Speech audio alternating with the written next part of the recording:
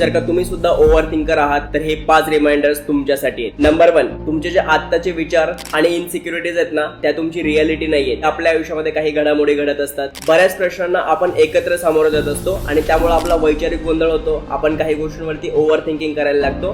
जेवढ्या गोष्टींचा तुम्ही आत्ता विचार करताय ना त्यातल्या 99% गोष्टी तुमच्या लाईफमध्ये कधी घडणारच नाहीयेत. नंबर 2, ज्या गोष्टी आपल्या कंट्रोलमध्ये आहेत ना त्याच गोष्टींना एनर्जी आणि अटेन्शन देण्याचा प्रयत्न करा. समजा तुम्हाला एखादी एक्झाम द्यायची आणि तुम्हाला या गोष्टीचं टेन्शन आले की त्याचे रिझल्ट्स काय लागणार आहेत, पण रिझल्ट्स कधीच आपल्या कंट्रोलमध्ये नसतात. आपल्या कंट्रोलमध्ये असते ती गोष्ट म्हणजे परफॉर्मन्स. ही गोष्ट फक्त एक्झामच्याच बाबतीत नाही तर लाईफच्या बाबतीत पण अप्लाय होते. नंबर 3, इम्परफेक्शन्स ऍक्सेप्ट करा.